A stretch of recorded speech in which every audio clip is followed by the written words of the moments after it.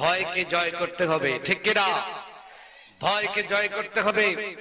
ভয়কে জয় করতে পারলেই আগামী দিনের সূর্য সাহসীদের জন্য অপেক্ষমান, ঠিক কিনা? আল্লাহ পাক আমাদের সকলকে সিংহ শার্দুলের মতো সাহসী বানিয়ে দিক, আলীর মতো, খাব্বাবের মতো, ওমরের মতো বানিয়ে দিক, খালিদ বিন ওয়ালিদের মতো বানিয়ে দিক, পড়ি আমিন।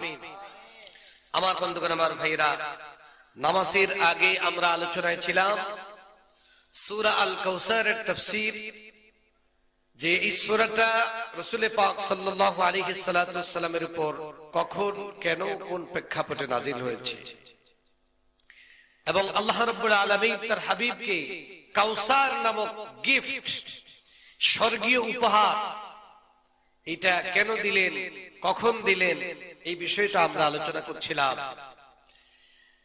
মক্কার তৎকালীন কাফেররা তারা ধারণা করেছিল যে সকল দিক থেকে নির্যাতন করতে পারলেই কালিমার আওয়াজকে, ইসলামের সেই ঝান্ডাকে নিভিয়ে দেওয়া যাবে, আলোকে নিভিয়ে দেওয়া যাবে, মুসলমানদেরকে শেষ করে দেওয়া যাবে, আল্লাহ রাব্বুল আলামিনের হাবিবের সেই বক্তব্যকে শেষ করে দেওয়া যাবে, ইসলামকে নিভিয়ে দেওয়া যাবে।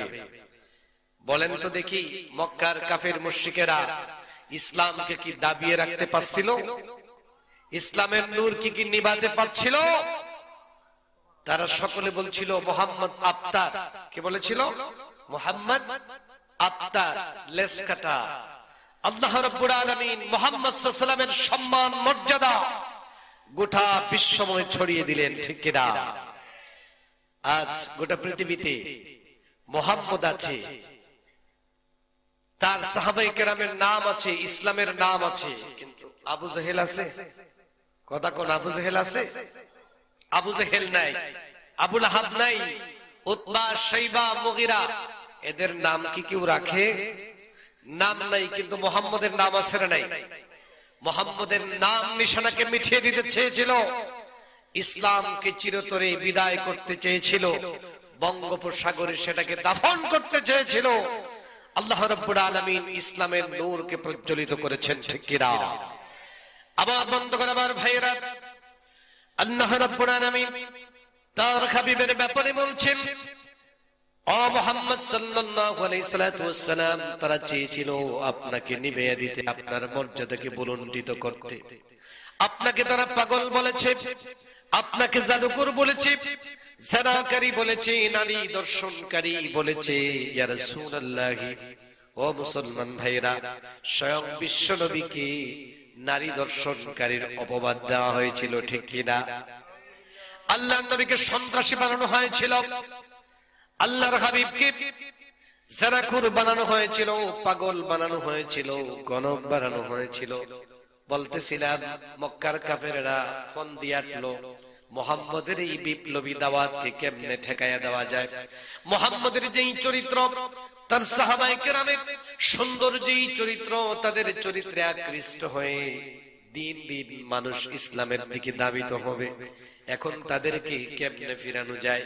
কারণ তো তাদের কোনো চরিত্র ছিল না, ঠিক কিনা? চরিত্র দিয়া, আল্লাহর নবীকে আদর্শ দিয়া আদর্শিক কাফেলার মোকাবেলা করা তাদের পক্ষে সম্ভব ছিল না। যখনই আদর্শহীন কোন দল আদর্শবাহী কাফেলাকে পরাস্ত করতে চায়, তখনই মিথ্যা ছল চাতুরীর আশ্রয় গ্রহণ করে, ঠিক কিনা? তাদের কাছে কোনো চরিত্র ছিল না। বিশ্বনবীকে, ইসলামকে আটকে দেওয়ার জন্য তাদের কাছে কোনো চরিত্র ছিল না। ও মুসলমান ভাইরা, আমার বাবারা, সেই সমস্ত কাফের মুশরিকেরা পরামর্শ শুরু করলো, কি করা যায়। একজন বলল, মুহাম্মদকে পাগল বলা যায়, নাউজুবিল্লাহ বলেন। ওয়ালিদ ইবনে মুগিরা বলল, মুহাম্মদকে যদি পাগল বলা যায়, পাগল বলতে পারবে, কিন্তু পাগল বলে ময়দানে তাকে তেমন কাজ করা যাবে না, ওইটা বাজারে মার্কেটে খাবে না, মানুষ ওইটা বিশ্বাস করবে না, কারণ পাগলের মতো মুহাম্মদ কথা বলে না। সুবহানাল্লাহ কোন। এইবার আরেকজন মন্ত্রী হাত উঁচু করে বলল, আমার কাছে একটা হাতিয়ার আছে, মন্ত্র আছে, ওইটা যদি কাজে লাগানো যায় মুহাম্মদকে পরাস্ত করা যাবে। 2 নম্বর হলো, সে বলল মুহাম্মদকে শাইর বলা যেতে পারে, কবি বলা যেতে পারে। এইবার ওয়ালিদ ইবনে মুগিরা আবার প্রতিবাদ করে বলল মুহাম্মদকে শায়র বলা যাবে না, তার কারণ হলো মুহাম্মদ যে কোরআনটা বলে, মুহাম্মদ যে আল্লাহ রাব্বুল আলামিনের কালাম তেলাওয়াত করে, ওই তেলাওয়াতের মধ্যে কবিদের কবিতার কোনো আভাস পাওয়া যায় না। এটা কবির কবিতা হতে পারে না। 3 নম্বর বদনাম দিল, তাহলে তারে গণক বলা যায়। কি বলা যায়? গণক বলা যায়। এইবার আবু জাহেল বলল গণক বললে হবে না, কারণ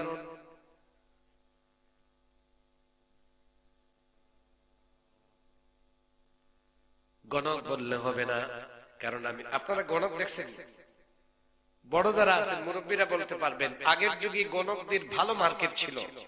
তো আমি নিজে দেখেছি গণকরা এরকম করত, মনে করেন একটা গরু হাঁটছে অথবা নৌকা পাওয়া যাচ্ছে না, ছেলে পাওয়া যাচ্ছে না, তো গণকের কাছে গেলে সে মাটিতে এরকম বসতো, বসে এরকম টান দিত, টান দিয়া একবার বলতো উত্তরে, আরেকবার না না না এই তো দক্ষিণে, ঠিক না? এরকম বলতো কি বলতো না? উত্তর দক্ষিণ এরকম করে করে মাথা নাড়ায়, অস্পষ্ট বাক্যগুলি উচ্চারণ করে। ওয়ালিদ ইবনে মুগীরা বলল মুহাম্মদকে যদি গণক বলে সমস্ত মানুষের কাছে ইলেকট্রিক মিডিয়া, প্রিন্ট মিডিয়ায় প্রচার করা হয়, তাহলে আমাদের ওইটা আরো উল্টা কাজ করবে, ঠিক কিনা? কারণ গণকের কথার সাথে আব্দুল্লাহ ছেলে মুহাম্মদের কথা, কোরআনের বক্তব্যের কোনো মিল পাওয়া যায় না। আল্লাহু আকবার কর। 4 নম্বর আরেকজন দাঁড়ানো, সে বলল মহারাজ, তাহলে আমার কাছে আরেকটা হাতিয়ার আছে, সেটা হলো মুহাম্মদকে সাহির বলা যেতে পারে, জাদুকর বলা যেতে পারে। এইবার ওয়ালিদ ইবনে মুগীরা বলল এটা আমার কাছে কিছুটা সামঞ্জস্যশীল মনে হয়, তারপরেও পরিপূর্ণ মুয়াফিক, পারফেক্ট মনে হচ্ছে না। 4টা যখন অস্বীকার করলো, এবার কাফেররা কয় সভাপতি সাহেব, আপনি যখন সবটা রিজেক্ট করে দিলেন, এখন আপনিই প্রস্তাব করেন কি বলা যায়।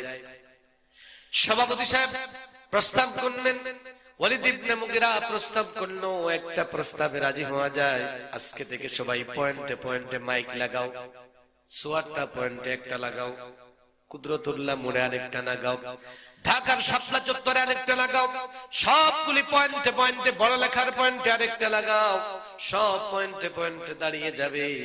আর হজ করার জন্য যারা আসতে থাকবে সবাই দাঁড়িয়ে দাঁড়িয়ে বলবে মুহাম্মদ হলো একটা জাদুকর, মুহাম্মদ নামে একটা বড় জাদুকরের আবির্ভাব ঘটেছে মক্কায়, খবরদার খবরদার ওই জাদুকরের কাছেও যাইও না। নাউজুবিল্লাহ বলবেন। এই অপবাদ কাকে দিয়েছে? বিশ্বনবী আখেরি পয়গম্বর মুহাম্মদ রাসূলুল্লাহ সাল্লাল্লাহু আলাইহি ওয়াসাল্লামকে দেওয়া হয়েছে।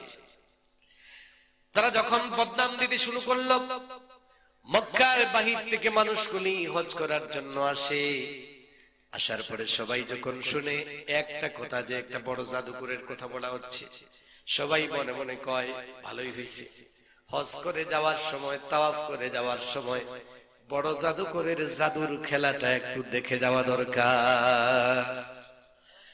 বিনা পয়সায় জাদু, জাদু দেখার আগ্রহ আছে না নাই? প্রত্যেকটা মানুষের আছে।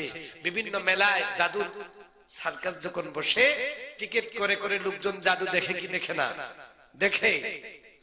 সবাই বলতে থাকলো বিনা টিকিটে যেহেতু জাদু দেখা যায়, বড় একজন জাদুকর আছে, তারা একটু দেখা দরকার। সবাই এসে আল্লাহর নবীর কাছে দেখা করে।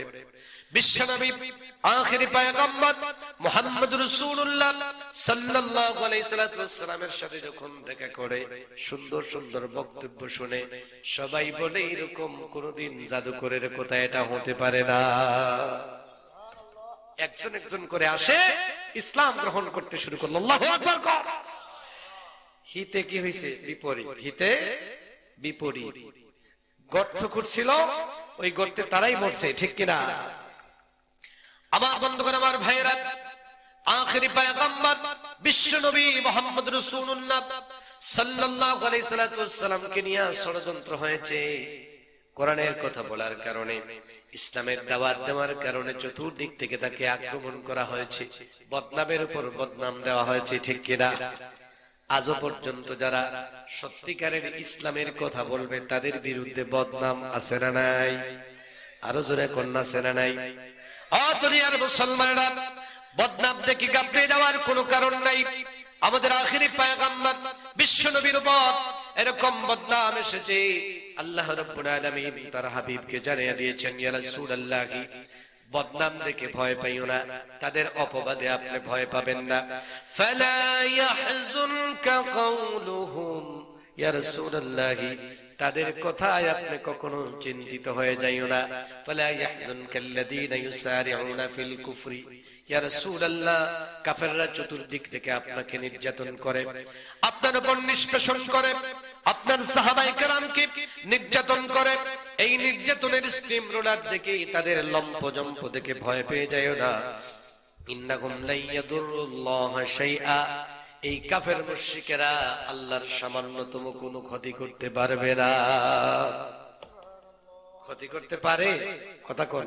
আল্লাহর ক্ষতি করতে পারে?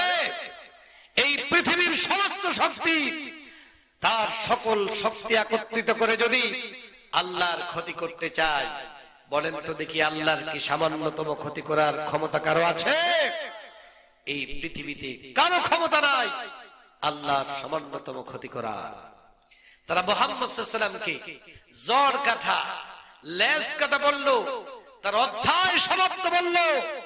আল্লাহ বলেন আমি মুহাম্মদকে, তার অনুসারীদেরকে এবং তার আনিত জীবন বিধান ইসলামকে গোটা বিশ্বময় ছড়িয়ে দিব। আল্লাহু আকবার কর। মুহাম্মদের নাম নিশানা মেটানোর জন্য কত বদনাম, সর্বশেষ মুহাম্মদকে হত্যা করার ষড়যন্ত্র, আল্লাহর নবীকে ফাঁসিতে ঝুলানোর ষড়যন্ত্র হয়েছিল, ঠিক কি না? ইয ইয়ামকুরু বিকাল্লাযীনা কাফারু লিইউসবিতুক আও ইয়াকতুলুক আও ইউখরিজুক। রাসূলের বিরুদ্ধে প্রাথমিকভাবে ষড়যন্ত্র হয়েছিল কয়টা? আমার আঙ্গুলের দিকে তাকান, কয়টা? 3টা ষড়যন্ত্র করলো। ফাইনাল যখন তাদের কোনো ভয় কাজে আসলো না, তাদের কোনো অপপ্রচার কাজে আসলো না, তাদের কোনো সনম কাজে আসলো না, 3টা সিদ্ধান্ত গ্রহণ করলো।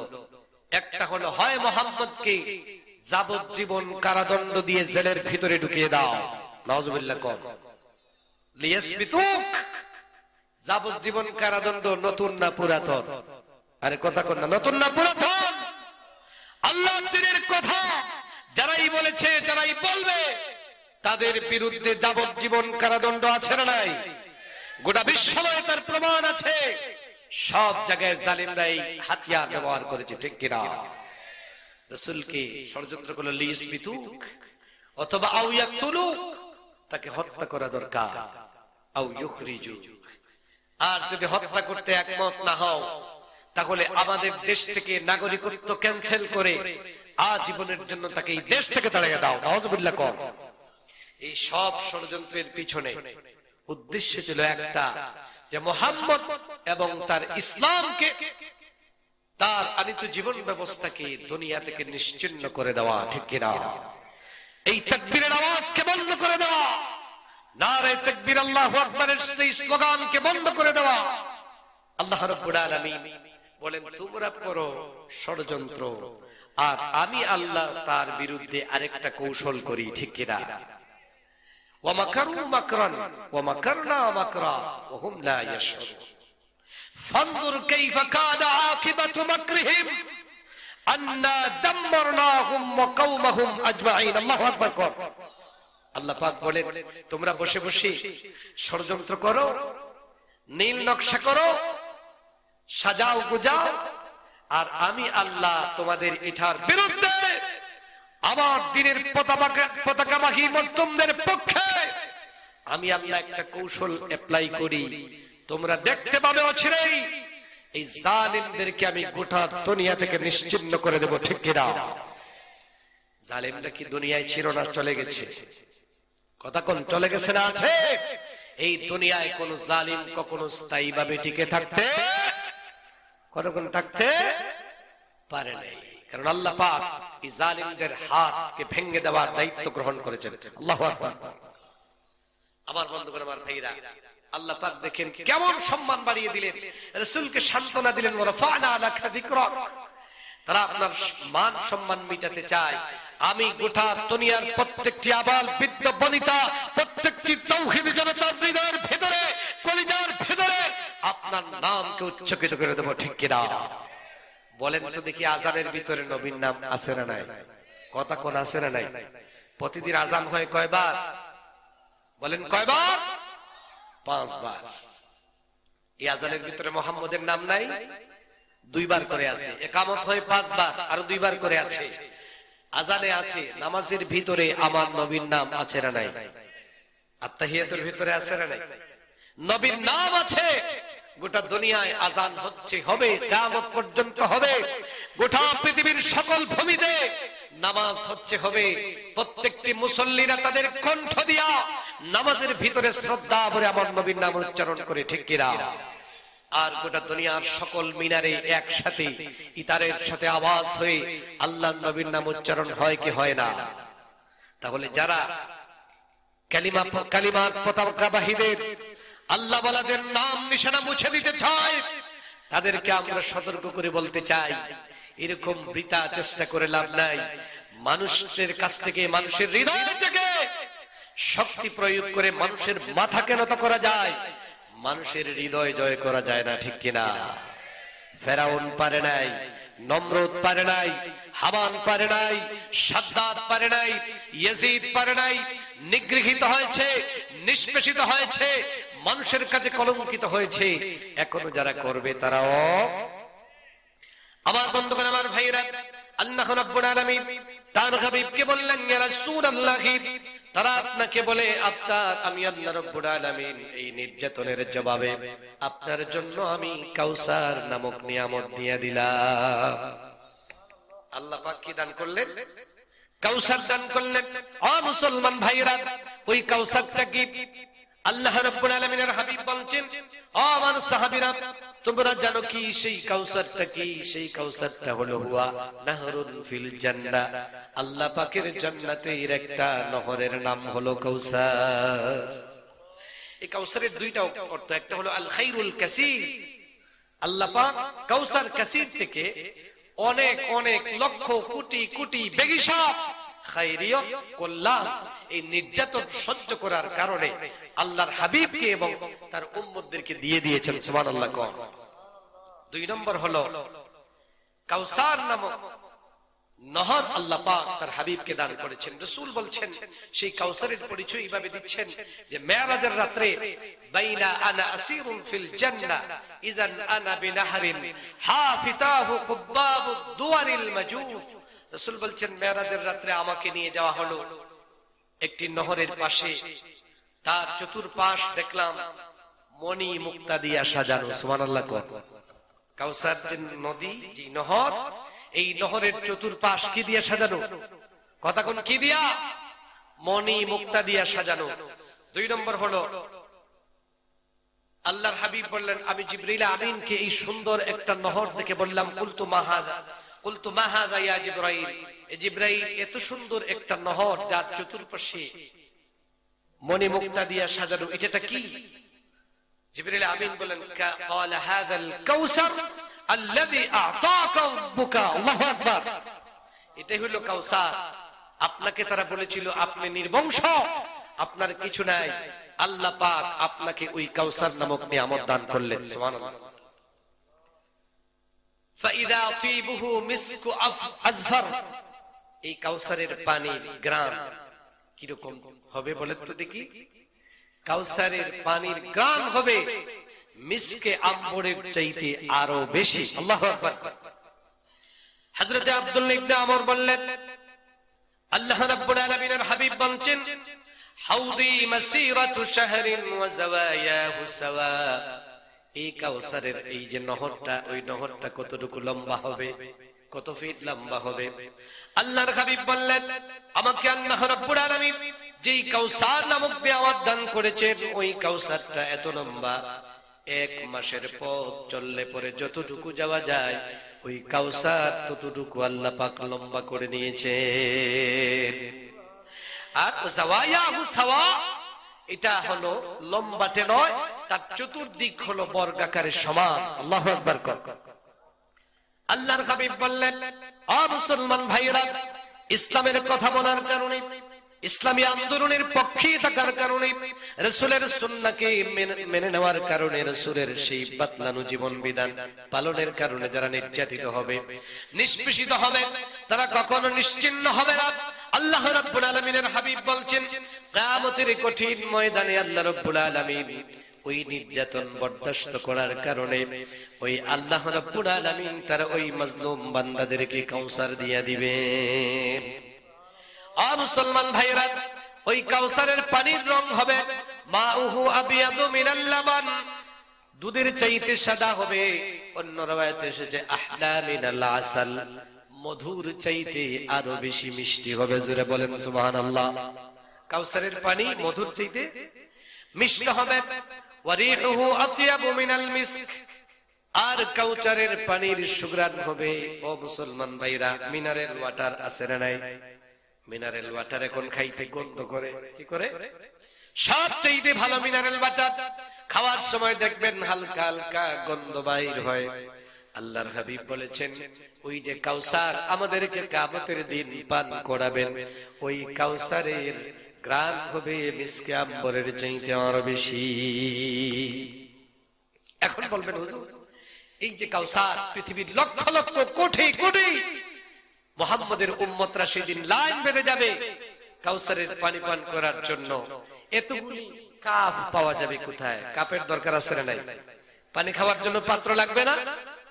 কাপ লাগবে। সাহাবায়ে কেরাম বললেন, ইয়া রাসূলুল্লাহ, মানুষজন লাইনে দাঁড়িয়ে যাবে কাউসার পান করার জন্য, এতটুকু গ্লাস এতটুকু পেয়ালা কোথায় পাওয়া যাবে? রাসূল পাক সাল্লাল্লাহু আলাইহি ওয়াসাল্লাম তার হিসাব দিচ্ছেন, ওয়া কিজানুহু কানুজুমিস সামা। আল্লাহু আকবার। কোন কাউসারের পেয়ালা থাকবে আকাশে যত তারকা আছে এর চাইতে আরো 1000 গুণ বেশি থাকবে। আল্লাহু আকবার। তাহলে কি গ্লাসের কোনো অভাব হবে? মারামারি করা লাগবে? লাগবে না। সিরিয়াল ধরাও লাগবে না।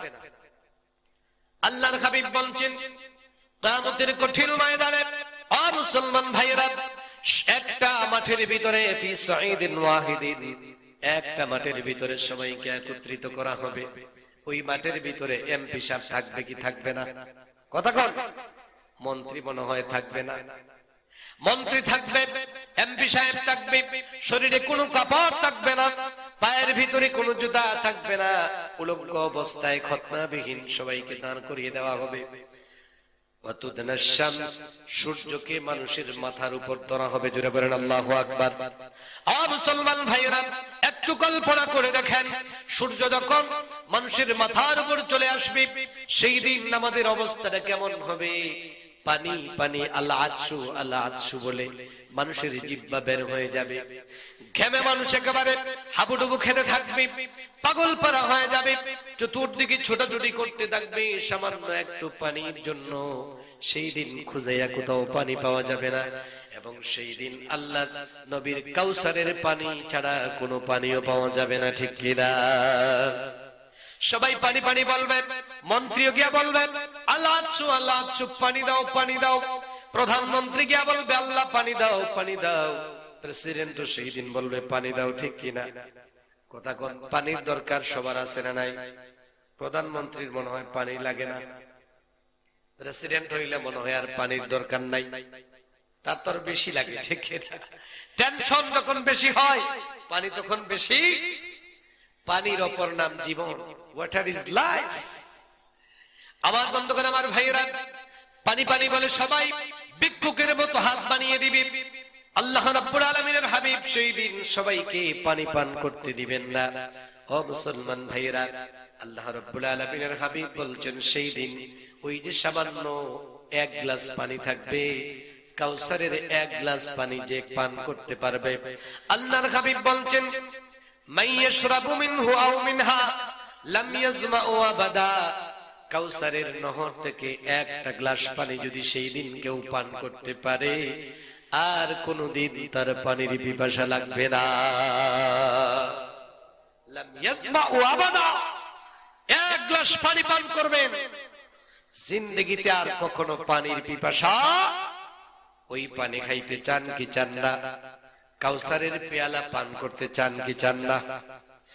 মুসলমান ভাইরা, সেই কাউসারের ব্যাপারে আল্লাহর হাবিব বলছেন তারুদ্দু আলাইয়া উম্মতি আল হাউদ ওয়া আনা আযুদুন নাস কামা ইয়াযুদুর রাজুল ইবালার রাজুল আন ইবলিহি ক্বালু ইয়া নবিয়াল্লাহ আতা'রিফুনা। আল্লাহর হাবিব বললেন মানুষদেরকে কিয়ামতের দিন আমার উম্মতগুলি দৌড়াইয়া দৌড়াইয়া লাইন বেঁধে বেঁধে কাউসারের সামনে আসবে আমার হাত থেকে এক পেয়ালা পানি পান করার জন্য। কাউসারের পানি পান করার জন্য সবাই আসবে। আল্লাহর হাবিবের সাহাবায়ে কেরাম বললেন ইয়া রাসূলুল্লাহ আতারিফুনা, সব মানুষ একসাথে আসবে, সকল নবীর উম্মতরা জটলা বাঁধবে, আপনি কি সেই দিন আমাদেরকে চিনবেন নাকি? সুবহানাল্লাহ। আতারিফুনা, আমাদেরকে চিনবেন নাকি? আল্লাহর হাবিব বলেন ক্বালা নাম, হ্যাঁ অবশ্যই সেই দিন আমি তোমাদেরকে চিনতে পারবো। সাহাবায়ে কেরাম বললেন ইয়া রাসূলুল্লাহ এতগুলি উম্মত থাকবে, তার ভিতরে আপনি আমাদেরকে কেমনে চিনবেন? আল্লাহর নবী বললেন লাকুম সীমাউন লাস্তা লিআহাদিন মিনাল উমাম তারিদুনা আলাইয়া গুররাম মুহাজ্জালিন মিন আসারিল ওয়াদু। সেই দিন আমার উম্মতের মধ্যে একটা চিহ্ন থাকবে, ওই চিহ্ন আর কোন নবীর উম্মতের থাকবে না। ওই চিহ্নটা হলো ওযুর চিহ্ন থাকবে, আর তার কপালে এবং ওযুর জায়গাগুলিতে চকচক করে চমকাতে থাকবে। আল্লাহু আকবার। সেই দিন আমি চিনে চিনে তাদেরকে আমার কাছে নিয়ে যাব। মুসলমান ভাইরা, যেই দিন একটা গ্লাস পানি না পান করলে মানুষ অবস্থা খারাপ হয়ে যাবে, সেই দিন এই পানি যারা পান করতে পারবে না তাদের জিহ্বা বের হয়ে যাবে, জাহান্নামী হয়ে যাবে। ওই দিন এক গ্লাস পানি পান করার জন্য আল্লাহর রাসূল বলেছেন কিয়ামতের দিন সবাই যাবে ওইটা পান করার জন্য, কিন্তু আল্লাহ পাক সেই দিন কিছু মানুষকে, কিছু কয়েক দল মানুষকে আল্লাহ পাক সেখান থেকে বিতাড়িত করে দিবেন। আল্লাহর হাবিব বললেন সবাই আমার কাছে আসবে, আমি চাইবো পানি পান করানোর জন্য। তখন আল্লাহর রাসূল বলেন সুম্মা ইউহালু বাইনি ওয়া বাইনাহুম, হঠাৎ করে আমার সামনে চাদর পড়ে যাবে। দৌলতপুরের মুসলমানরা যাবে, বড়লেখার মুসলমান, বাংলাদেশের বিভিন্ন রকমের বড় বড় পদধারী সবাই গিয়ে হাজির হয়ে বলবে ইয়া রাসূলুল্লাহ আপনি কি আমারে চিনেন না? আমি তো আপনার উম্মত। সুবহানাল্লাহ। আল্লাহর হাবিব দিলটা নরম হয়ে যাবে, পানি পান করানোর জন্য উদ্যোগ গ্রহণ করবেন। আল্লাহ পাক রব্বুল আলামিন সাথে সাথে মধ্যখানে একটা পর্দা ফালাইয়া দিবেন। নাউজুবিল্লাহ। পর্দা পড়ে যাবে। ফাকুলু ইন্নাহুম মিন্নি, তখন আল্লাহর হাবিব বলবেন কেন পর্দা ফেলা হলো? এরা তো আমার উম্মত ছিল, নিশ্চয়ই তারা আমার উম্মত ছিল। তখন আল্লাহর পক্ষ থেকে জানিয়ে দেওয়া হবে ফায়ুকাল ইন্নাকা লা তাদরি মা বাদদালু বা'দাকা ওয়া ফি রিওয়ায়াতিন মা হাদাসু বা'দাক। ইয়া রাসূলুল্লাহ এদেরকে আপনি চিনেন না, যদিও এর নামে আপনার উম্মত ছিল, নামে মুসলমান ছিল, কিন্তু আপনার পরে তারা নিজে নিজে বানাইয়া বানাইয়া ইসলামের মধ্যে বিদআত চালু করেছিল, ঠিক কিনা? আল্লাহর হাবিব যখন জানতে পারবেন এরা নতুন নতুন মতবাদ উদ্ভাবন করেছিল, ঠিক কিনা? আজকে বিভিন্ন মতবাদ আছে না নাই? অমুকের মতবাদ, লেনিনের মতবাদ, কালমার্সের মতবাদ, সমাজতন্ত্রবাদ আছে, বিভিন্ন রকমের মতবাদ দিয়া গোটা দুনিয়ার মানুষকে আজকে যারা বিভ্রান্ত করতেছে নামে মুসলমান, ঠিক কিনা? কিন্তু বিভিন্ন রকমের মানব রচিত মতবাদ নিয়া স্লোগান দিয়ে দল পরিচালনা করে এরকম লোক আছে না নাই? আল্লাহর হাবিবের সামনে গিয়া বলবেন ইয়া রাসূলুল্লাহ আমার নাম তো আব্দুল্লাহ, হজ করেছি বছরে 5 বার, উমরা করেছি 10 বার, লক্ষ লক্ষ টাকা এতিমখানায় বরাদ্দ দিয়েছি, অমুক রাস্তা করেছি, অমুক পুল আমি করে দিয়েছি, ঠিক কিনা? আল্লাহর নবীকে বলবে ইয়া রাসূলুল্লাহ এতিমখানায় কাঙ্গালি ভোজ দিয়েছি, এতিমদের সাথে ইফতার মাহফিল করে ছবি দিয়া পোজ দিয়েছি, ঠিক কিনা? ইয়া রাসূলুল্লাহ বড় বড় মাদ্রাসাগুলিকে অনুমোদন দিয়েছি, আর আমি খানকাগুলিতে বরাদ্দ দিয়েছি, পীর সাহেবদেরকে বরাদ্দ দিয়েছি, এরকম আছে না নাই? আল্লাহর রাসূল বলবেন আসলেই তো সবচেয়ে ভালো মানুষ দেখতেছি। আল্লাহর পক্ষ থেকে বলা হবে ইয়া রাসূলুল্লাহ নাম মুসলমান ছিল, কিন্তু তারা বিভিন্ন রকম মতবাদ ছিল। আপনার মতবাদের কথা, ইসলামের কথা যখন বলা হয়েছে তখন বলেছে এগুলা মৌলবাদ, ঠিক কিনা? কয় এগুলি চলে না, এগুলি মৌলবাদ, এগুলি জঙ্গিবাদ, ঠিক কিনা? এগুলিকে বদনাম দিয়েছে, কয় এগুলি চলে না। এরকম বদনাম দিয়েছে, নাম তার আব্দুল্লাহ, নাম তার আব্দুর রহিম, নাম তার অমুক, নাম তার অমুক। রাসূল যখন শুনবেন, আল্লাহর হাবিব সেই দিন বলবেন সুহকান সুহকান লিমান গায়্যারা বা'দি, যাও এখান থেকে সরে যাও, গেট আউট। আমার ইসলামের কথা, কোরআনের কথা, আমার আদর্শের কথা তোমাদের কাছে নিয়ে যাওয়া হয়েছিল, গেট আউট বলে তাদেরকে তোমরা বের করে দিয়েছিলে। আজকের এই হাসরের ময়দানে আমিও তোমাদেরকে গেট আউট করে দিলাম। নাউজুবিল্লাহ।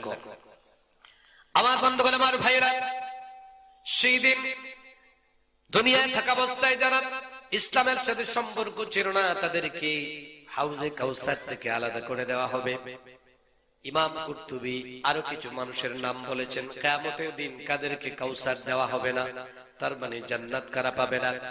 এক নম্বর হলো ফাকুল্লু মান ইরতাদ্দা আদ-দীনিল্লাহ, দুনিয়ায় থাকা অবস্থায় যারা দিন থেকে, ইসলাম থেকে, ইসলামের জীবন ব্যবস্থা থেকে, আল্লাহ রাব্বুল আলামিনের পক্ষ থেকে দেওয়া এই আনিত জীবন বিধান ইসলাম থেকে যারা সরে গিয়েছিল, সেই দিন তাদেরকে হাউস থেকে এবং আল্লাহর নিয়ামত থেকে, জান্নাত থেকে বিতাড়িত করা হবে। নাউজুবিল্লাহ।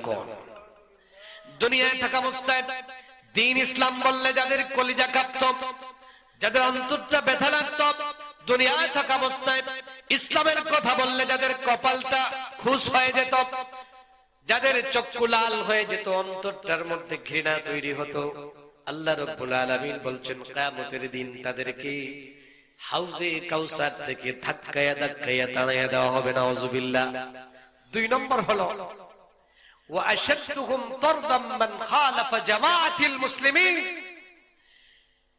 মুসলমানদের দল থেকে, মুসলমানদের জামাত থেকে যারা নিজেও বাহিরে ছিল, মানুষকেও বাহিরে, কথা কোন, মানুষকেও বাহিরে রেখেছিল, তাগুত যারা ছিল, নিজেও মুসলমানদের দলে ছিল না, আবার মানুষকেও মুসলমানদের দল থেকে কি করছে? আল্লাহ রাব্বুল আলামিন এই সমস্ত মানুষদের ব্যাপারে বলছেন, ও মুসলমান ভাইরা সতর্কতার সাথে শুনেন, আল্লাহ রাব্বুল আলামিন বলছেন وَيَتَّبِعَ غَيْرَ سَبِيلِ الْمُؤْمِنِينَ نُوَلِّهِ مَا تَوَلَّى وَنُصْلِهِ جَهَنَّمَ।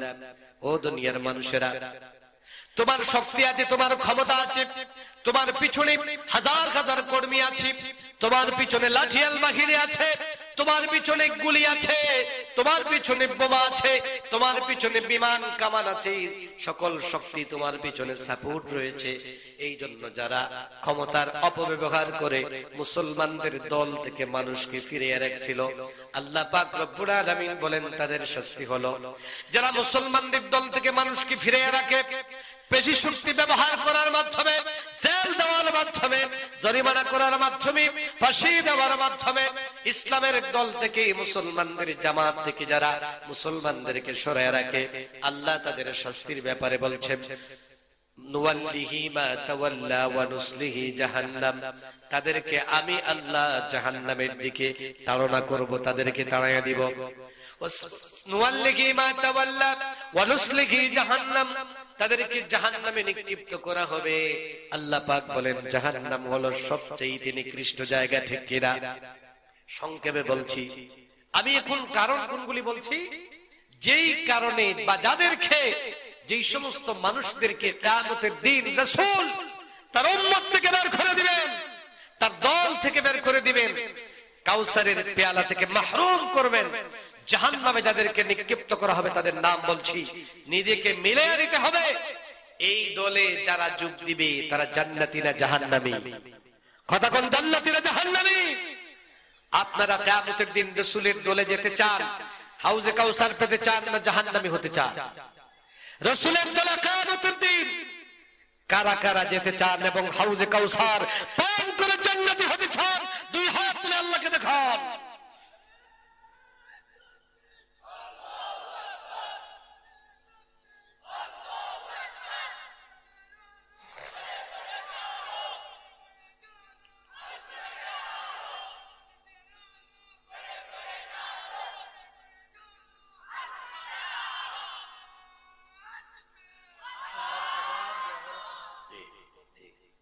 তিন নম্বর হলো ওয়াকাযালিকা যুলমা আল মুসরিফুন, যারা অন্যায়ভাবে জুলুম করে, কি করে? বাড়াবাড়ি করে, জুলুম করে। এই জালিমদেরকে কিয়ামতের দিন এইরকম সকল নিয়ামত থেকে লাঠি দিয়ে দিয়া মাহরুম করে জাহান্নামে নিক্ষিপ্ত করা হবে, ঠিক কি না? আমার বন্ধুগণ, আমার ভাইয়েরা, আল্লাহ রাব্বুল আলামিন বলছেন যেই সমস্ত মানুষগুলি জুলুম করে, বাড়াবাড়ি করে, কিয়ামতের দিন আল্লাহ পাক রব্বুল আলামিন ওই মানুষগুলিকে এক গরি বানাইয়া দিবেন। কি করবেন? দুনিয়ায় থাকা অবস্থায় যারা মানুষকে ঘর বাড়ি থেকে তাড়াইয়া দিয়েছে, অন্যায়ভাবে আপনি মানুষকে জুলুম করেছেন, দুনিয়ায় থাকা অবস্থায় মানুষদেরকে আপনি ঘর ছাড়া করেছেন, বাড়ি ছাড়া করেছেন, মানুষের উপর জুলুম করে মানুষের উপর থেকে সাহায্য সহযোগিতা সরায় নিয়েছেন। আল্লাহ পাক রব্বুল আলামিন ওই জালেমদের পরিণতির ব্যাপারে বলছেন, কিয়ামতের কঠিন ময়দানে আল্লাহ পাক রব্বুল আলামিন তাদেরকে শাস্তি দিবেন। তাদের পক্ষে উকিল পাওয়া যাবে না, তাদের পক্ষে কেউ হিয়ারিং করবে না, ঠিক কিনা? এখন তারা জালেম, দুনিয়ায় থাকা অবস্থায় মজলুমদের পক্ষে হিয়ারিং এর সুযোগ দিচ্ছ না। কিয়ামতের দিন আল্লাহ পাক বলছেন ওয়া মা লিজ জালিমিনা মিন আনসার, তাদের পক্ষে কোনো সাহায্যকারী পাওয়া যাবে না। ওয়া আ'তাদনা লিজ জালিমিনা আযাবান আলীমা, জালেমদের জন্য আল্লাহ রেখেছেন লাঞ্ছনাদায়ক শাস্তি, ঠিক কি না? রিমান্ড আছে না নাই? রিমান্ড আছে, এক্ষুনি করে রাখা হবে এবং অন্ধ প্রকোষ্ঠে নিক্ষিপ্ত করা হবে, ঠিক কি না? আল্লাহ পাক রব্বুল আলামিন বলছেন যে তার সম্পর্কে তোমরা যদি বাস্তবতা দেখতে চাও, ওয়া আগরাকনা আলা ফিরাউন ওয়া কুল্লুন কানু যালিমিন, ফিরাউন জালেম ছিল, এজন্য আল্লাহ পাক ফিরাউনকে ডুবিয়ে দিয়েছেন, ঠিক কি না? যুগে যুগে এইভাবে আল্লাহ পাক নব্য ফিরাউনদেরকে, যারা এই ফিরাউনের অভ্যাস নিয়ে, ফিরাউনের চরিত্র নিয়ে আবির্ভাব হবে, নব্য ফিরাউন এই জালেমদেরকে আল্লাহ পাক বঙ্গোপসাগরে নিক্ষিপ্ত করবেন, ঠিক কি না? এটা দলিল কোরআনে আছে না নাই? এজন্য এখান থেকে শিক্ষা গ্রহণ করতে হবে। আল্লাহ রাব্বুল আলামিন বলছেন কিয়ামতের দিন সবচেয়ে নিঃস্ব করে এই জালিমদেরকে উঠানো হবে, যারা দুনিয়ায় থাকা অবস্থায় মাজলুমদের উপর, দুর্বলদের উপর তাদের নির্যাতনের স্টিম রোলার চালিয়েছিল। কিয়ামতের দিন তাদেরকে নিঃস্ব বানাইয়া, ফকির বানাইয়া, এক গরি বানাইয়া আল্লাহ পাক উঠাবেন। নাউজুবিল্লাহ। আমার বন্ধুগণ, আমার ভাইরা, বলছিলাম যারা জুলুম করবে, বাড়াবাড়ি করবে, এই সমস্ত মানুষদেরকে আবে কাউসার থেকে ফিরিয়ে রাখা হবে। 5 নম্বর আরেকটা দল, এই দল হলো কাতলু আহলিহি ওয়া ইজলালিহিম, কাতলু আহলিল হক ওয়া ইজলালিহিম। দুনিয়ায় থাকা অবস্থায় যারা আহলে হক, যারা হকপন্থী, যারা কোরআনের কথা যারা বলে, নবীর আদর্শের কথা যারা বলে, ইসলামের কথা যারা বলে, এদেরকে যারা হত্যা করেছিল, অন্যায় ভাবে এদেরকে যারা হত্যা করেছিল, কিয়ামতের দিন তাদেরকে আবে কাউসার থেকে আল্লাহ পাক রব্বুল আলামিন বিতাড়িত করবেন, মাতরুদিনের অন্তর্ভুক্ত করবেন। নাউজুবিল্লাহ। আর এটা বলছেন কাতল ওয়া ইজলাল, বেইজ্জত করেছিল আহলে হকদেরকে, বেইজ্জত করেছিল, তাদের নামে মিথ্যা বদনাম ছড়িয়েছিল, তাদের নামে অপবাদ দিয়েছিল। কিয়ামতের দিন এই সমস্ত জালিমদেরকে আল্লাহ পাক তার সকল নিয়ামত থেকে মাহরুম করবেন। নাউজুবিল্লাহ। 6 নম্বর হলো আল মুখালিফুন লিরাসূলিল্লাহ সাল্লাল্লাহু আলাইহি ওয়াসাল্লাম। রাসূলের মুখালিফ যারা ছিল, দুনিয়ায় থাকা অবস্থায় তার ব্যক্তি জীবন, পারিবারিক জীবন, সামাজিক জীবন, রাষ্ট্রীয় জীবন, বিচার ফয়সালা, এগুলিতে যারা রাসূলের সুন্নাহকে মানত না, রাসূলের সুন্নাহর বিপরীত ছিল, রাসূলের সুন্নাহর বিরোধিতা করেছিল, এই সমস্ত মুখালিফদেরকে কিয়ামতের দিন আল্লাহ পাক জাহান্নামে নিক্ষিপ্ত করবেন, কাউসার থেকে তাদেরকে মাহরুম করবেন। আমার বন্ধুগণ, আমার ভাইয়েরা, আল্লাহ রাব্বুল আলামিন পবিত্র কোরআনের সূরা মুহাম্মদের 33 নম্বর আয়াতে বলছেন, দুনিয়ায় থাকা অবস্থায় তোমরা যারা আমার নবীর আদর্শ মানো না, সকল ক্ষেত্রে যারা আমার নবীর সুন্নাহকে অনুসরণ করে না, নবীর সুন্নাহ, নবীর আদর্শকে যারা মানতে চায় না, নামাজে মানে, সমাজে মানতে চায় না, এক জায়গায় মানে আর এক জায়গায় মানে না। বিচার ফয়সালায় যারা নবীর আদর্শকে মানে না, সামাজিক আইন কানুনে যারা নবীর আদর্শকে মানে না, জীবনের সকল ক্ষেত্রে যারা নবীর আদর্শকে মানে না, আল্লাহ পাক বলছেন তোমার আমল যাই হোক না কেন, মুসলমান ভাইরা শুনেন, তোমার জীবনে হজ যদি 50 বার থাকে, উমরা যদি 80 বার থাকে, কোটি কোটি টাকার দান সাদকা থাকতে পারে, ডোনেশন থাকতে পারে, বিভিন্ন রকমের জনসেবা আছে না নাই? জনসেবা থাকতে পারে, তোমার নামে বিভিন্ন রকমের জনসেবা, লক্ষ লক্ষ কোটি কোটি টাকার মানব সেবার অবদান তোমার পিছনে থাকতে পারে। অনেকে আবার কয় দেখবেন জনসেবারে ইবাদত হিসাবে গ্রহণ করেছে, ঠিক কিনা? এরকম পোস্টার নাই? জনসেবাকে ইবাদত গ্রহণ করে কিন্তু নামাজকে ইবাদত মনে করে না, ঠিক কিনা? জনসেবারে ইবাদত মনে করে, আল্লাহর কোরআন পড়া মানাকে ইবাদত মনে করে না, ঠিক কিনা? তার কারণ কি? দাল মে কুছ কালা হ্যায়। জনসেবাকে ইবাদত মনে করলে টুপাইস কামানো যায়। কি কামানো যায়? কোন মতে ফষ্টি নষ্টি করে মানুষের চোখ ফাঁকি দিয়া যেভাবেই হোক যদি একটা শেয়ার পাওয়া যায় তাহলে 2 নম্বরে আছে না নাই? লুটি পুটে খাওয়া যায়। এই জন্য সকল ইবাদত বাদ দিয়া, ফরজ বাদ দিয়া, নামাজ, রোজা, হজ, যাকাত, ইসলামের বিধিবিধান, অন্যান্য হারাম হালাল এগুলি বাদ দিয়া জনসেবারই বাছাই করেছে, ঠিক কিনা? কারণ ওইটা বাছাই করতে পারলে রাষ্ট্রীয় সম্পদ বৈধভাবে চুরি করা যায়, ঠিক কিনা? রাষ্ট্রীয় সম্পদ বৈধভাবে চুরি করা যায়, মানুষের উপর অন্যায়ভাবে জুলুম করা যায়, ঠিক কিনা? এই জন্য জনসেবাকে ইবাদত হিসেবে গ্রহণ করেছে। মুসলমান ভাইরা, আইডিয়া ক্লিয়ার করতে হবে, আকীদা সংশোধন করতে হবে। অনেকে মনে করে অমুক সাহেব তিনি তো লক্ষ লক্ষ টাকা দান সাদাকা করেন, সকল বোর্ডিং লিল্লা বোর্ডিং এ গরু ছাগল কুত্তা বিলাই যা আছে সব দিয়ে থাকে, অমুক মাজারে ছাগল দে, অমুক মাজারে গরু দে, সব জায়গায় তো তিনি দান সদকা করেন, আবার উমরাও করেন, হজও করেন। আল্লাহ পাক বলেছেন তোমাদের এই সমস্ত আমল যারা রাসূলের সুন্নাহকে অনুসরণ করে না, আল্লাহর নবীর জীবন আদর্শ মানে না, আল্লাহ রাব্বুল আলামিন বলছেন এদের আমল আল্লাহ পাক বাতিল করে দেন। নাউযুবিল্লাহ বলে আল্লাহ রাব্বুল আলামিন বলছেন ইয়া আইয়ুহাল্লাযীনা আমানু আতিউল্লাহ ওয়া আতিউর রাসূল ওয়া লা তুবতিলু আ'মালাকুম। 2 নম্বর আল্লাহ শাস্তির কথা বলছেন যারা নবীর আদর্শ মানে না, নবীর চরিত্র মানে না, দুনিয়ায় তাদের জন্য রয়েছে বিপর্যয়। ফালইয়াহযারিল্লাযীনা ইউখালিফুনা আন আমরি আন তুসিবাহুম ফিতনা আও ইউসিবাহুম আযাবুন আলীম। আল্লাহ পাক রব্বুল আলামিন বলছেন দুনিয়ায় তাদের জন্য রয়েছে ফিতনা, বিপর্যয় হবে, দাঙ্গা ফাসাদ হবে, দুনিয়ায় সন্ত্রাসী বেড়ে যাবে, ডাকাতি বেড়ে যাবে, জেনা ব্যভিচার বেড়ে যাবে, অশান্তি বেড়ে যাবে, আর পরকালে তাদেরকে শাস্তি দেওয়া হবে, লাঞ্ছনাদায়ক শাস্তি, কঠিন শাস্তি তাদেরকে দেওয়া হবে। আল্লাহ রাব্বুল আলামিন বলছেন যারা নবীর আদর্শ মানবে না, ومن يشاقق الرسول من بعد ما تبين له الهدى ويتبع غير سبيل المؤمنين نوله ما تولى ونصله جهنم। এখন শেষ কথা হলো তাহলে কাউসার পান করবে কারা? 1 নম্বর হলো, সংক্ষেপে কয়েক মিনিটে শেষ করছি, মুত্তাবিউ রাসূলিল্লাহ, যারা আল্লাহর রাসূলের ইত্তেবা করেছে জীবনের সকল ক্ষেত্রে, তারাই কিয়ামতের দিন এই ফকির এই মাজলুমদের জন্য আল্লাহ পাক কাউসার নিয়ামত রেখেছেন। আল্লাহু আকবার। ইত্তেবা করতে হবে নিজের মন গড়া না, সাহাবায়ে কেরামের মতো, সাহাবায়ে কেরামের মতো ইত্তেবা করতে হবে, জীবন দিতে হবে, শহীদ হতে হবে, রক্ত দিতে হবে, মাল দিতে হবে, জান দিতে হবে, জীবন দিতে হবে, বাড়ি ছাড়তে হবে, ফাঁসির মঞ্চে গিয়া লা ইলাহা ইল্লাল্লাহ বলতে হবে, ঠিক কিনা? এটাই হলো নবীর অনুসরণ। এক জায়গায় নবীরে মানি, পাগড়িতে নবীরে মানি, তসবিতেও আর কদু খাওয়ায় নবীরে মানি, তাই না?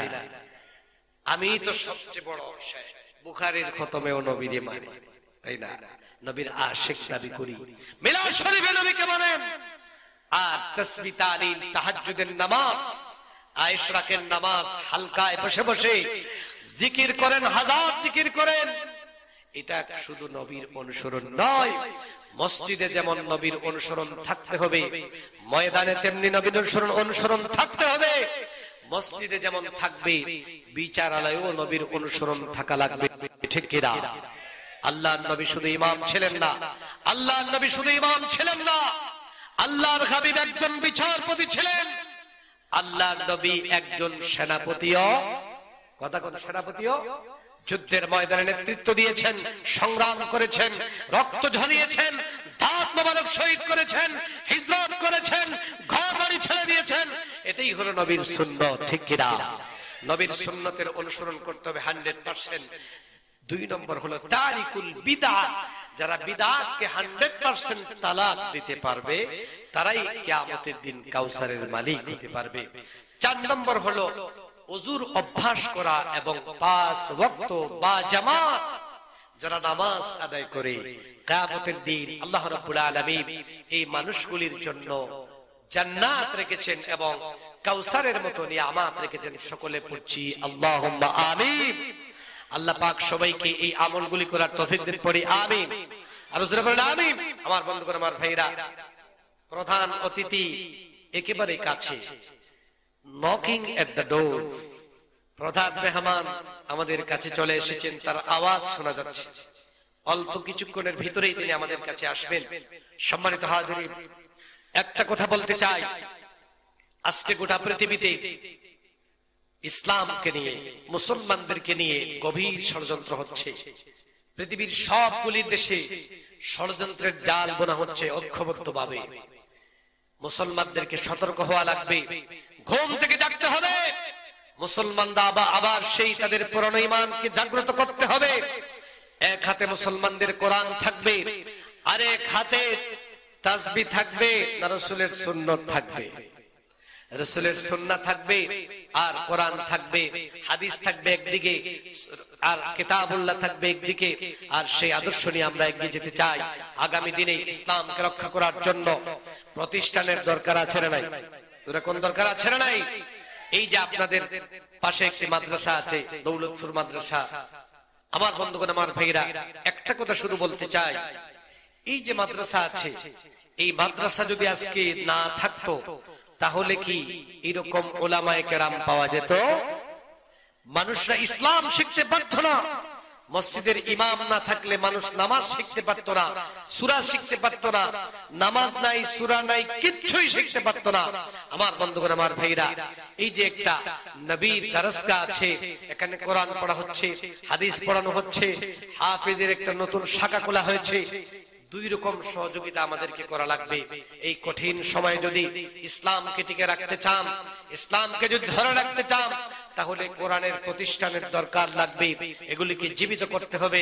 এই যে মাদ্রাসা আছে, এই মাদ্রাসার ভিতরে কোরআন পড়া হচ্ছে, সহযোগিতা লাগবে 2টা। একটা হলো ছাত্র দিয়া সহযোগিতা। কি দিয়া? আমার বন্ধুগণ, আমার ভাইরা, একজন ছাত্র যদি মাদ্রাসায় ভর্তি হতে পারে, রাসূল বলেছেন সকাল বেলা ওই ছাত্রটা যখন তার বাড়ি থেকে বের হয়ে যায়, কিতাব নিয়ে, কোরআন নিয়ে যখন মাদ্রাসার দিকে রওনা হয়, ওই বাড়ি থেকে নিয়ে মাদ্রাসা পর্যন্ত রহমতের ফেরেশতারা একটা নূরের গালিচা বিছাইয়া দেন। নূরের গালিচা বিছানো হয়।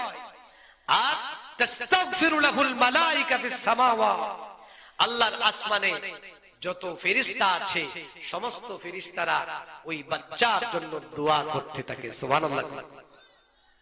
ওয়াদ-দাওয়াব ওয়াত-তুয়ুর ফিল হাওয়া, আকাশে যত পাখি আছে সবগুলি পাখি তার জন্য দোয়া করতে থাকে। ওয়াদ-দাওয়াব ফিল আরদ, জমিনে যত পশু আছে সকল প্রাণীগুলি তার জন্য দোয়া করতে থাকে। ওয়াল হাইতানু ফিল বিহার, সমুদ্রে যত মাছ আছে ওই মাছগুলি আপনার বাচ্চার জন্য দোয়া করে।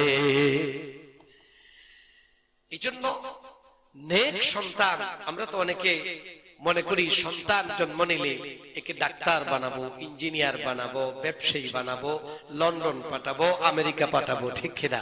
এটাই আমাদের পরিকল্পনা। আমি অনেক জায়গায় বলে থাকি, ইমরানের স্ত্রী হান্না একটা মান্নত করেছিলেন। কয়টা? যেরকম কয়টা মান্নত করেছিলেন? একটা।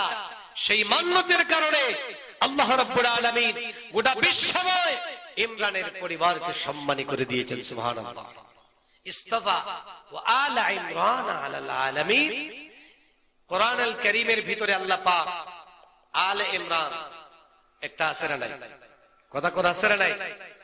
সূরা আছে, ইমরানের পরিবারের নামে আল্লাহ পাক একখান সূরা দিয়ে দিলেন।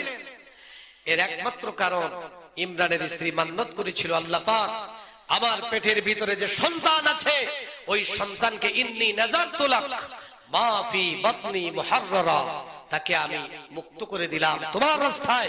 আমার সন্তানটা যদি ছেলে সন্তান হয়, বড় হওয়ার পরে আল্লাহর দ্বীনের পথে মুজাহিদ হবে এবং মজলুম বনি ইসরাঈলদেরকে মুক্তির জন্য সেই ইহুদিদের বিরুদ্ধে লড়াই করবে। সেই দ্বীনের জন্য মান্যত করেছিলেন। আল্লাহ পাক ইমরানের পরিবারের সম্মান বাড়িয়ে দিয়েছেন। সুবহানাল্লাহ। আমার বন্ধুগণ, আমার ভাইরা, আরেকটা কথা বলতে চাই।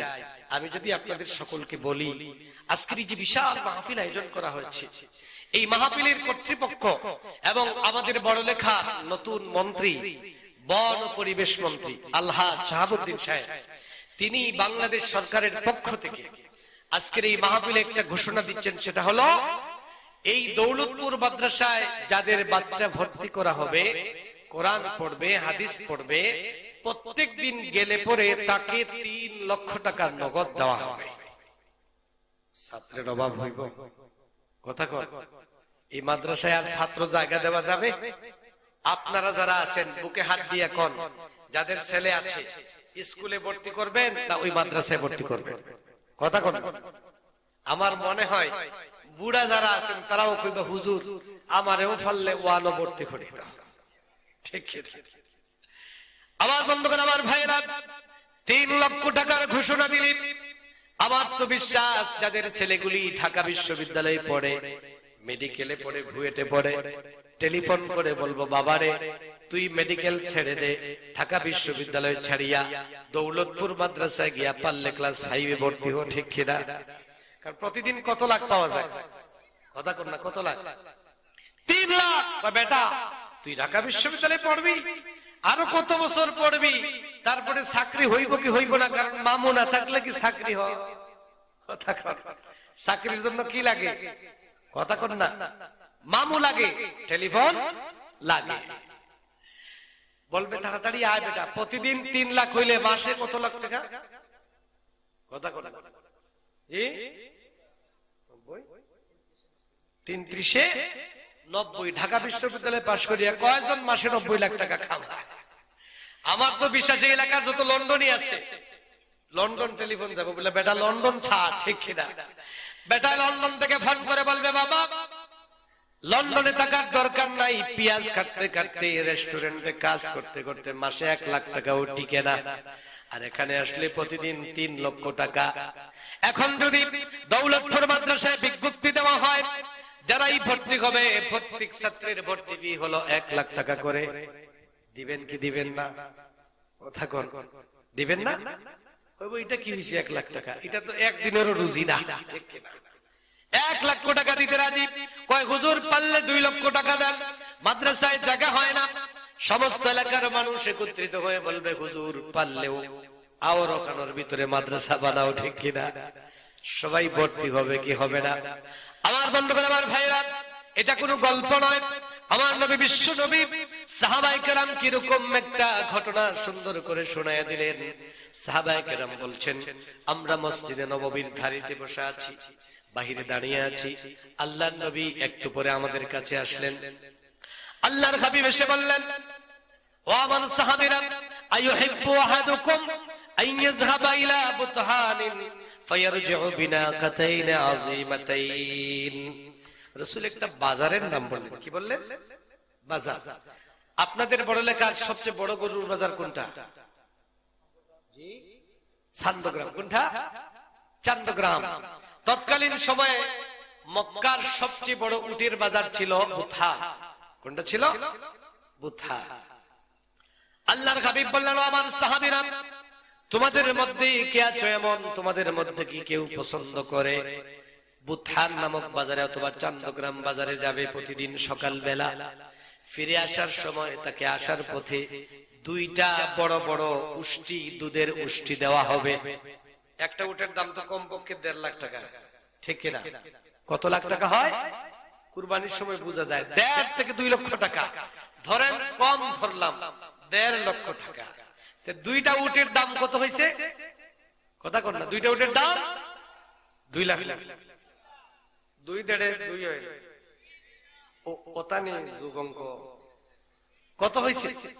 1.5 3। রাসূল বলেছেন তার পবিত্র জবান থেকে সহিহ হাদিস বলছি, আমার কথা মিথ্যা হতে পারে, আপনার চেয়ারম্যান সাহেব, এমপি সাহেব, আপনার মন্ত্রীর ওয়াদা মিথ্যা হতে পারে, রাসূলের কথা কখনো মিথ্যা হতে। রাসূল বলেছেন ফায়ারজিউ বিনাকাতাইন আযীমাতাইন, নাদুস নাদুস দুইটা উষ্টি দেওয়া হবে মাগনা। কি দেওয়া হবে? মাগনা পাইলে কি বালা? আল খাতরা বালা। কি বালা? মাগনা পাইলে সবাই পাইতে চায়।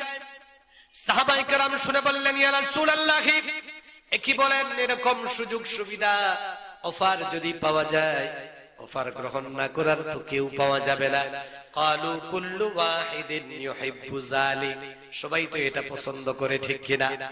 সাহাবায়ে কেরাম বললেন ইয়া রাসূলুল্লাহ, এরকম একটা ফাটাফাটি বৈশাখী অফার, বৈশাখী ফাটাফাটি অফার, বৈশাখী অফার কেনা পছন্দ করে? আল্লাহর হাবিব বললেন, ও আমার সাহাবীরা, তাহলে শুনো, লিআইয়াযহাবা আহাদুকুম ইলাল মাসজিদ, লিআন ইয়াযহাবা আহাদুকুম ইলাল মাসজিদ ফায়াতাআল্লামু আয়াতাইন মিন কিতাবিল্লাহ খায়রুন লাহু মিন নাকাতাইন আযীমাতাইন। তোমাদের মধ্যে কেউ যদি সকালবেলা মাদ্রাসা অথবা মক্তবে চলে যায়, সেখানে গিয়া যদি আল্লাহর কোন গোলাম একটা কোরআন থেকে আয়াত শিখে, কোরআনের একটা আয়াত যদি শিখে, তরজমা শিখে, তাফসীর শিখে, তিলাওয়াত শিখে, মুখস্থ করে সুন্দর করে পড়তে শিখে, রাসূল বলেছেন ওই একটা আয়াত শিখা আর 3 লক্ষ টাকার চাইতে আরো মূল্য বেশি।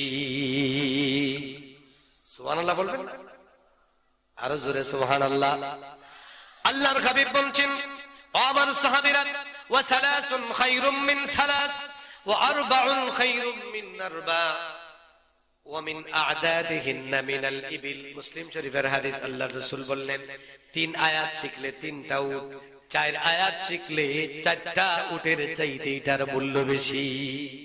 ও আমার দৌলতপুর এলাকা, বড় লেখা এলাকার মুসলমান ভাইরা, এই জন্য বলি, যাদের কলিজার টুকরার সন্তান আছে, ওই সন্তানটাকে যদি এরকম মক্তবে পাঠাইয়া দিতে পারেন, অনেকে মনে হয় দূর দূর দৌলতপুর মাদ্রাসায় ভর্তি হইয়া, আর আরেকটা হইলো মহিলা মাদ্রাসা, এখানে কি ইটাউরি মহিলা মাদ্রাসায় মেয়েদের দিয়ে লাভটা হবে কি? পগা হইব। কি হইব? চাকরি পাবে না, স্মার্ট হতে পারবে না, মেডিকেল বিশ্ববিদ্যালয়ে পড়তে পারবে না। ও মুসলমান ভাইরা, আপনার চিন্তা হলো এরকম, আর আমার আল্লাহ বলেছেন একটা সন্তান যাদের দিতে পারবে, পড়ালেখা এলাকার মুসলমান ভাইরা, যাদের মেয়েগুলি, যাদের ছেলেগুলি ওই মাদ্রাসায় ভর্তি হয়েছে, এদেরকে দেখতে যদিও তেমন স্মার্ট মনে হয় না, স্কলারশিপের মতো মনে হয় না, তারা একটু ফুটুস ফাটুস মনে হয় না।